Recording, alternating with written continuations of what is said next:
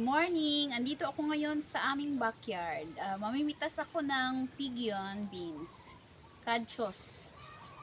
Guys, ano siya? Beans siya na pwede gawing gulay. So, ayun. Makuha tayo ngayon.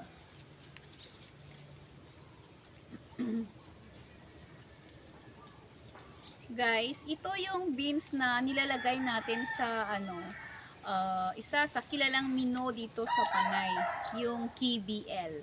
Alam niyo, yung beans na ginagamit doon, ito yon, black beans, yung pigeon beans.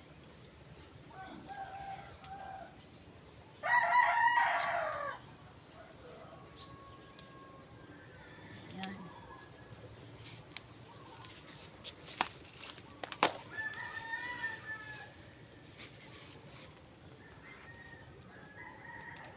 Gagawin natin siyang gulay para may pang-ulam ngayong lunch.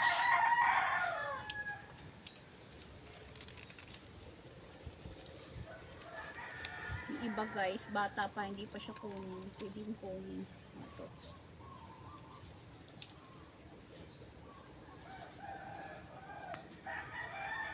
Alam niyo guys, yung pigeon beans na to is mayaman to sa protina. So yun, instead na magkarne ka, kung nagda-diet kayo, kumain kayo nitong beans kasi malakas yung protein nito.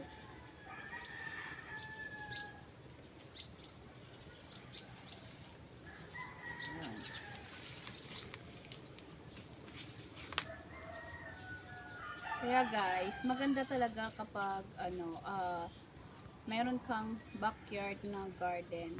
So, hindi ka napupunta kung saan, dito ka nakukuha kung sakaling ano na siya, ready na siya i-harvest.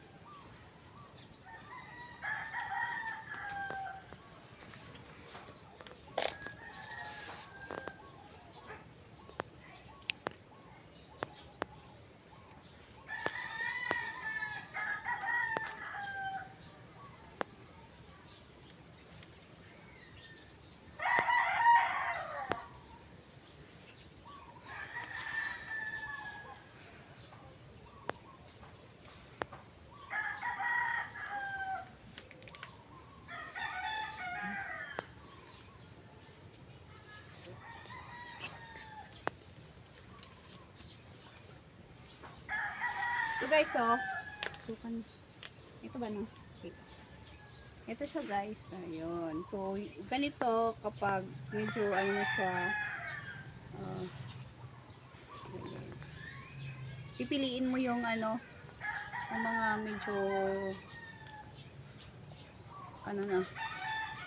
medyo matigas na yung loob. So, ito, kagaya nito. Nakikita mo naman siya eh.